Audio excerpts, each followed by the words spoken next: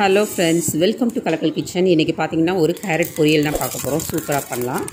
ஒரு தவாவில் கொஞ்சமாக எண்ணெய் ஊற்றிட்டு கடுகு உளுந்தம்பருப்பு போட்டுட்டு அது நல்லா மொறுன்னு வறுப்பட்ட உடனே நம்ம கருவேப்பிலை ஒரு குத்தி போட்டுட்டு கட் பண்ணி வச்சுருக்கக்கூடிய சின்ன சின்னதாக பொடியாக கட் பண்ணிக்கோங்க. கேரட் அப்போ தான் ரொம்ப நல்லாயிருக்கும்.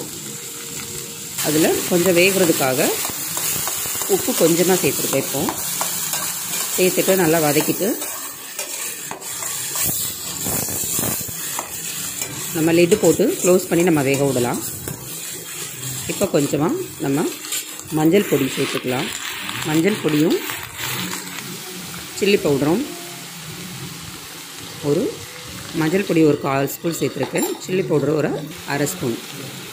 உங்கள் காரத்துக்கு ஏற்றது போல் சேர்த்துக்கோங்க. கொஞ்சம் காரம் அதிகமாக சாப்பிட்றவங்க அதிகமாக சேர்த்துக்கோங்க.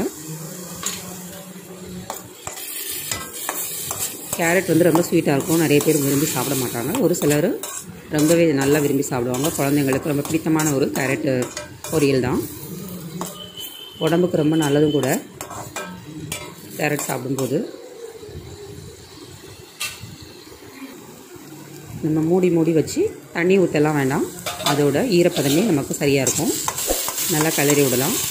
இது கேரட் பொரியல் பண்ண தெரியாதவங்களுக்கு தான்.